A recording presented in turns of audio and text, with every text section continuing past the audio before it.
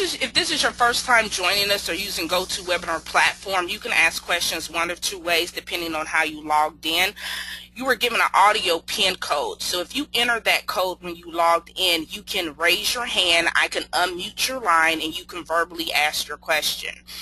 If you did not enter the PIN, you can write your question or type your question in the box, and I will answer those following the workshop. I really do ask individuals to send their questions prior to the workshop. That way we can actually put them on the slides, give a little bit more thought, and if the question does require research, we can do that as well prior to the workshop. That way you'll get a little bit more informed answer versus something that we may be telling you off the top of our head.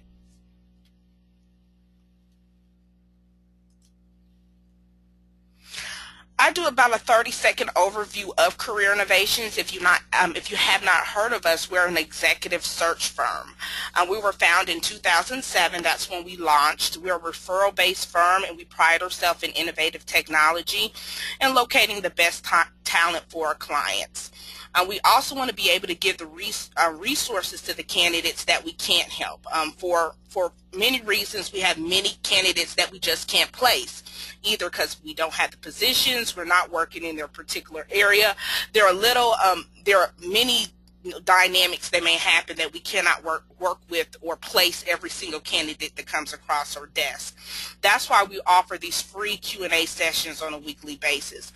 Not only that, we want to be able to give you the tools that you can use to actually find employment on your own, and you don't have to rely on an agency. I'm the Director of Staffing and Recruiting with Career Innovations, also the founder. We take a very innovative approach. We find unconventional and untraditional methods to locate top talent. One of my true passions is organizational change. I truly believe organization's culture starts with its core values. I believe it's the foundation for attracting and retaining top talent. And if you work for any company where the culture may have been offbeat, or was a company that, hey, I love my work, but I just don't like the environment, that's why I really like organizational development and change, because I see a lot of good talent leaving companies just because of that, and it's not because of the work. Today's quote, I like to start with the quote, an inch of movement will bring you closer to your goals than a mile of intentions. And I know we have a lot of people on the line that say, what they're going to do, but they're not actually doing it, and it's great, and another quote that I've heard, that the road to hell is paved with good intentions. You may have the best intentions in the world, but if you're not doing anything, if you're not putting that action into your plan, you go nowhere. You're no closer to your goal than you were yesterday. So let's go ahead and talk about some of the questions that I received. One of the questions was, I'm very qualified, but I'm not getting hired. What's going on? And I always tell people, you're as good as your last fill in the blank. You're as good as your last sale. You're as good as your last interview. You're as good as your last, if you're in IT, your last closed ticket. You're as good as whatever your last accomplishment was. Unfortunately, that's business. In sales and marketing, if you're in that industry, you've seen that head on, how, you can be in someone's graces one day, and if the numbers don't look good the next, you're no longer on the top 10 list. It happens that fast. And unfortunately, the job search process can fall just like this. So you're as good as your last, whatever you want to fill in the blank. The questions that you have to ask yourself, if you're qualified, if you're not getting hired, you want to know what makes you competitive in the industry. What makes you this very qualified individual that you're patting yourself on the back about? If you're qualified and you're not getting hired, you want to know what makes you competitive, and make sure that you're somehow illustrating that on your resume. You're somehow illustrating that verbally when you introduce yourself. You're giving yourself value. The next one is, how does technology affect your marketability? And this is usually tailored to people that haven't been in the job market long, or haven't had to look for the job in the last 5 or 10 years. A lot of things have changed. So again, you may be the best candidate out there, But if you're not using technology and you're not having an online presence, no one knows. That's the same thing as someone that may say, well, I'm on LinkedIn, and I'll go to their LinkedIn page and they're only connected to 10 people. No, only 10 people know about you. No one else is coming across your profile. No one else is reading your updates but these 10 people that you have in your network. For someone to have that many connection is as if they're not on LinkedIn at all. So you want to make sure that you're leveraging technology to your advantage. The next one is your education, experience, training. Is it dated? Again, you could be the best candidate out there, and if there's someone that says, I've been doing this for 15 years, but are you updated or are you experienced with the latest technology out there? You may be doing this 15 years, but it may be someone that's been doing it too, but knows all the latest releases, that's actually doing what you've done for 15 years. They're doing it more efficiently, more effectively. They're getting it done faster because they know the latest things, the latest training, the latest technology that's out there. So you also have to make sure that you're staying up to date with your skills as well. How is your education experience in your training? How is that affecting your marketability? How is that affecting your qualifications? And again, there are things out there that are out of your hands, and we're going to talk about that in later slides as well. And I totally understand that there are things out there that are out of your control. And I even use a company or a startup for an example. There are things that you can't control that you're doing that, whether you do it or not really, doesn't matter. And some of the things that you may be thinking of or other people may have an advantage over, and I tell people all the time, the person that you may be competing with may not be as qualified as you, but they have a better network. Their network is more diverse. They have better access, or they have more access to things that you don't have access to. Again, some of these things that are out of your control are there, and I tell you this because they exist and they're a part of the formula. There's someone out there that may not be as qualified as you, but are getting positions or getting them left and right because they have a bigger network. They know the CEO personally. They know the VP personally. They have a cousin or brother or uncle that works at a particular company that gets them in. It happens all the time. So you also have to be aware that sometimes your qualifications don't come into play. It's just someone out there that just has more access than you do. And some of these things that you can resolve, it starts with networking, getting yourself out there, and starting to meet some of these decision makers. And I always use an analogy as a startup business or a small corporation that you've never heard of. And I'm pretty sure you could think of a couple companies that you probably never heard of 2 to 5 years ago that have become a household name overnight. And some people may, it's an argument that someone may say, well, the idea was better. There's awesome ideas out there. It's people that come up with great ideas for startups all the time. The difference is, why isn't this particular startup that you never heard of with this awesome idea not as big as this one? I tell you why. They have access to capital. They can get their product to market faster. They have a bigger network. They know people that can help them out. They have connections that you don't know. So that's why that startup that you haven't heard of in Silicon Valley blows up. Why? They have the VP of PayPal or Facebook behind them versus someone else that may have a similar idea that actually may be better that you will never hear of. Why?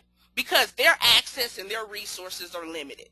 And job search is no different. There are people out there that just, I hate to say, have a bigger network. But that's something that we need to work on as well. And I came across an article, and I don't know if anyone's on LinkedIn and they read any of these articles at all, but it was the Facebook's first investor, I should say. It was the Facebook's first investor. His name was Peter. He's also the former CEO of PayPal, and he gave 20 college, teenage freshman year college entry students $100,000 to drop out. And people thought that was insane. So he gave these 20 kids $100,000 to drop out of school. And the catch was they had to start a company. And his particular program that he had was a 2-year program where they could not work. They weren't enrolled in school. Instead, they received internships from his foundation. So they were supposed to launch a company. And keep in mind, this guy has launched over 30 companies and raised over $34 million outside of investors, from outside investors. So someone says, what is these people's chances of creating a startup? I say they're pretty good. And I looked at the article a little bit further, and I found out the students that they did take were from Ivy League schools. So first of all, the kids that got drafted to this 2-year program, first of all, already had an advantage. They were already enrolled in Yale, Harvard. So whether or not they finished this program or not, they still were at an advantage. So I looked at it as, was this a good sample that they took to prove to us that you don't need school to be successful? And I kind of took that as that's what they were trying to prove, which is all good. But we also have to remember the sample that they took does not make up the majority of the population. The majority of the population don't attend Yale or Harvard. And the majority of the population would not have a CEO of PayPal mentoring them. That was another advantage these students had. So of course the success rate of starting a startup would increase. So these were some of the things that I look at, and I kind of relate that to finding a job as well, as with the resources and the access that some people have versus others. And sometimes it has nothing to do with if you're qualified or not. So I hope that answers your question. I hope that you're able to look at your resume, look at your experience, what makes you qualified, and how you're getting that to the market.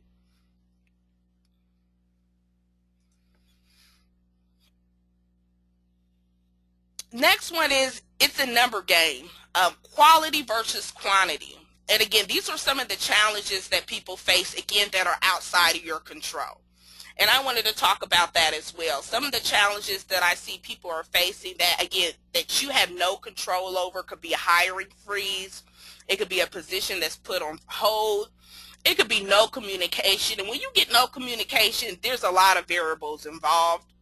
Again, the position could be eliminated. You don't know. But the whole point of I'm telling you this is that it's a numbers game, that the more you play, the more applications you submit, the more people that you talk to and network with, the higher chances you're going to be able to land something. And it goes beyond the job board. I'm not saying apply to 300 jobs and hope for 3 interviews. I'm talking if you're actually applying to these jobs, you're making a connection with those decision makers, and you're actually trying to get your resume in front of them, not in an ATS system. It's a totally different way of networking, a totally different way of trying to find a job. The sheer volume of applicants play a role as well. If you're applying to a role that's very popular, or you're applying to a role that's with a popular company, your chances decrease. I don't care how qualified you are. It's hard to find a very qualified candidate out of 500 other qualified candidates. So that goes for any companies. And keep in mind, when you do apply to some of these Fortune 500 companies, that your resume or your application can fall in the cracks of the recruiting process because the sheer volume of people that are applying.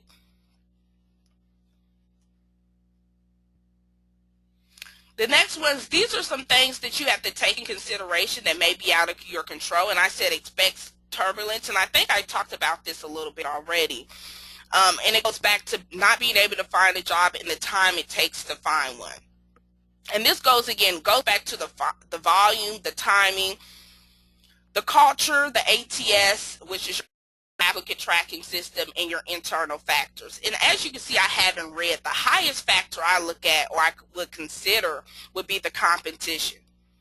Your competition is really something that you can control to a point. You're able to see if this is something that you want to that you can compete with. And you really, and especially on LinkedIn, they give you an opportunity to see who else applies to the job.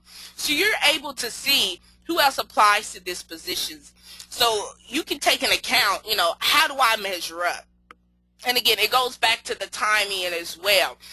Depending on what time of year of it is, are we in the first quarter, the second quarter, are we trying to hire before the end of the year? Believe it or not, that makes a difference. And of course, a lot of people don't know that, but being in HR, I can tell that, depending on my contracts I get with employers, where it fluctuates. Where I maybe have my slow periods versus where I have my high periods. A lot of my high periods, believe it or not, are towards the end of the year. A lot of recruiting professionals or recruiting departments have budgets they're getting rid of. They're trying to hire for the new year. They want these people to be able to be trained, be able to drop, and roll by the first of the year. So they're hiring the last quarter, November, December.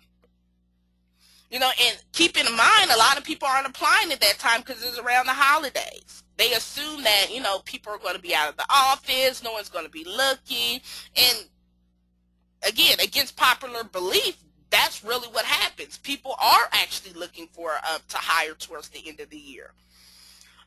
Again, internal factors may be, hey, we're putting this position out there, but we already have in mind who we're going to hire, and it may be someone that's internally. You may never know this information. The only way you'll know if you already have someone that's inside that can relay this to you. There are a lot of positions out there that employers already have their mind made up on who they're going to hire. They post it because they, legally they have to. They have to put the post out there to give everyone a fair shot. But they already know that, XYZ's up for this promotion. They already know that this person's worked here for 5 or 6 years, and, we're going to really consider this one because they already know the company culture. They already know the software, the technology we're using. We really wouldn't have to train this person. So it's the best in our best interest to hire within. So there are a lot of internal factors that you may not know about, and you won't know about just looking at a general posting. One question I had is, my background is very diverse. How do I avoid being categorized in a jack of all trades, or categorized as a jack of all trades? So if you have a very diverse background and you're applying to positions, you first want to have some type of focus on what you're doing and have some type of presentation. What are you presenting to employers? What is your focus? If you don't have a target market or a focus that you're zooming in on, and you're applying to everything, you are going to come across as a jack of all trades, a master of none.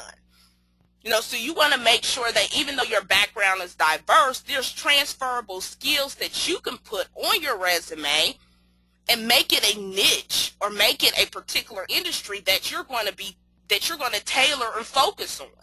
So that's something that you have to do as well. You're going to need this to market your audience. Your audience is your industry. So if you're diverse and you're applying to everything, you have now somehow decreased your chances of finding a position. Because if you're applying to this company and you're applying to this industry and you're applying to that industry, no one knows you. You may be applying to positions sporadically across the board, and you haven't created an audience that you're trying to target. It's better to pick a particular niche or audience or industry that you're going to focus on, and use your energy in focusing on that audience and becoming a guru in that particular industry, versus trying to be a guru in several. Which is pretty hard to do. I've heard someone say you can be great in one or okay in 10. It's hard to do both. So you definitely want to make sure that you're doing that. And that also narrows down, what are you looking to do with your diverse background? Out of all the things that you've done, and you really didn't give me a particular industry or the background that you're talking about, so I don't know what type of background you have.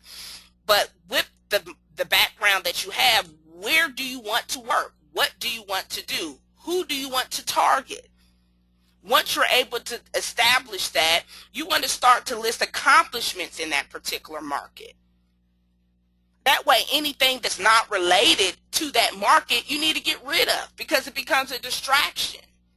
And then again, it makes you look like a jack of all trades. At first you're talking about manufacturing, the next you're talking about human resources, the next you're jumping over to sales and marketing.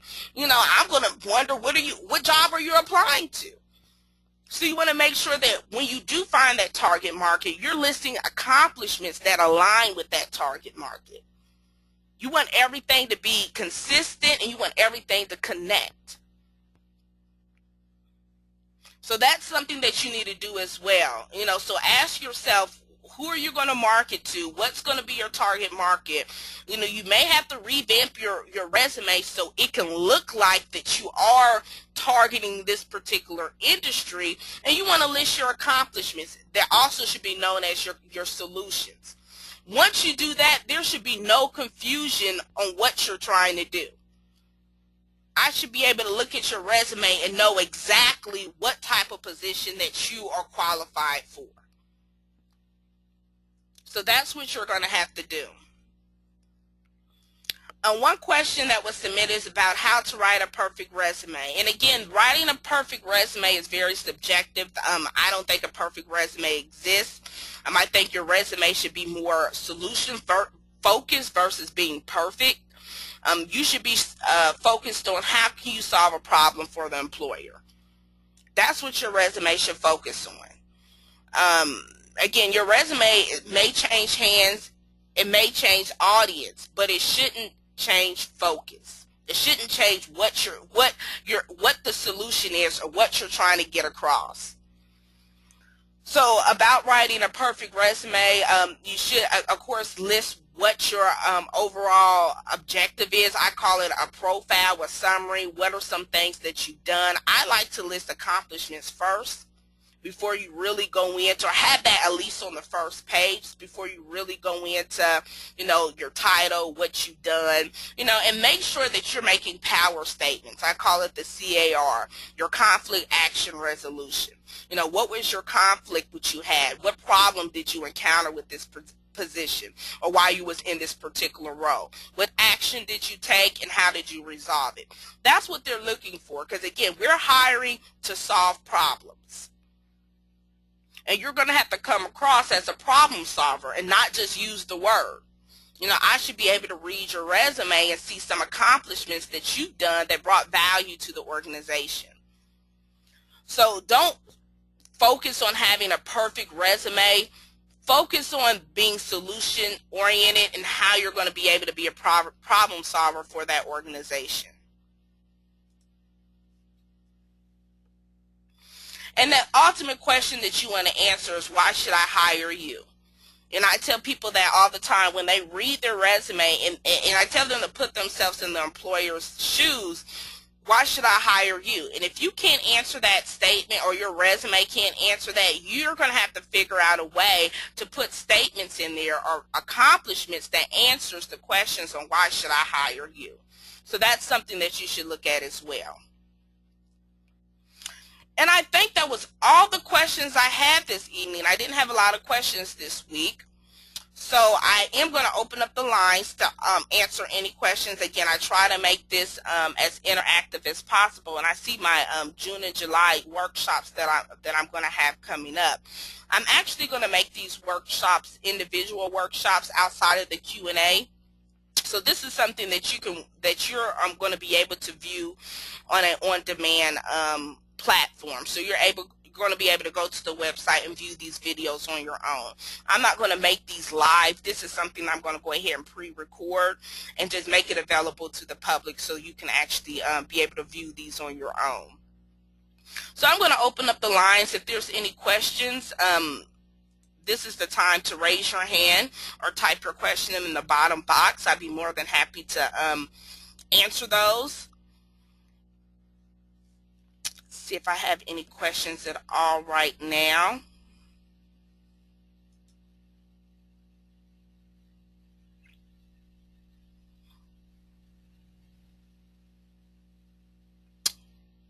I don't see any questions right now. I'm going to give everyone a minute. I do see someone typing, so I wait to see finish typing. Then I answer their question.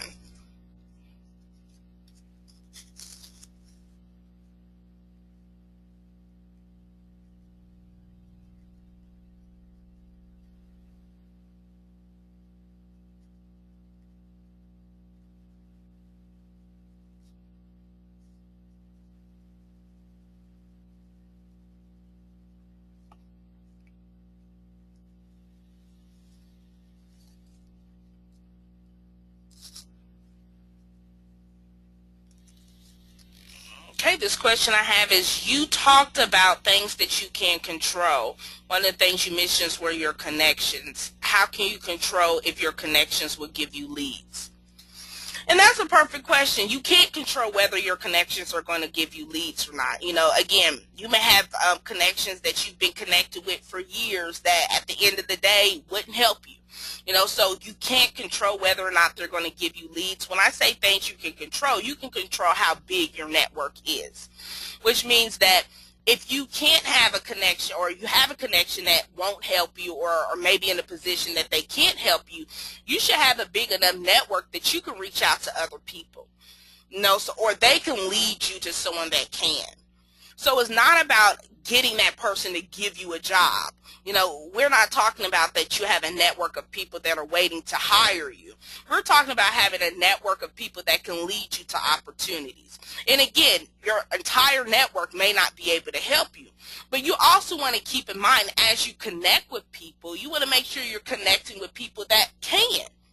So you don't want to have a whole lot of people in your network just for sake of having a whole lot of people in your network.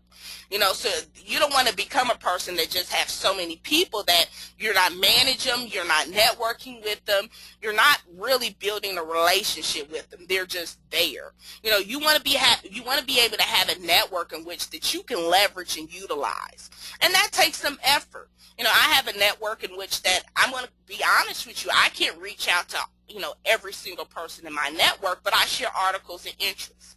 That's how I keep their attention and keep them focused on what I do, and also share knowledge that I have to them. Whether or not they read the article or use the article, that's fine. But guess what? They still keep my name on the top of their mind. My name is still in their news feed. They still may receive an email from me through a newsletter. So that's the way that I keep in contact with my network. So of course I'm not out there, calling every single one. My close connections, I do. I do have a close knit network that I do keep in contact with via phone, but of course that would be impossible to do that with every single person I come across. So you want to find a way, when you do create a network of people that you can find that may help you now or in the future, how are you going to nurture those connections? And the reason why I say you have to nurture them, because when the time comes when you may need their help, they'll remember you. They'll remember that post that they read. They'll remember that article that you forward to them. They maybe remember that person that you may recommend that they add in their network. So you want to make sure that you're doing this and keeping these people aware that you're there, and keep them aware of what you're doing on a professional level. So that's how I'm saying that you can control, who are you connected to, and potentially control how big you grow your network. So it's not about actually having someone to give you a job. It's more so, how can I leverage the connections I have? How can I grow them? And how can I allow them to lead me to others that can push me closer to my goal? So that's what we're looking at. So do we have any more questions tonight?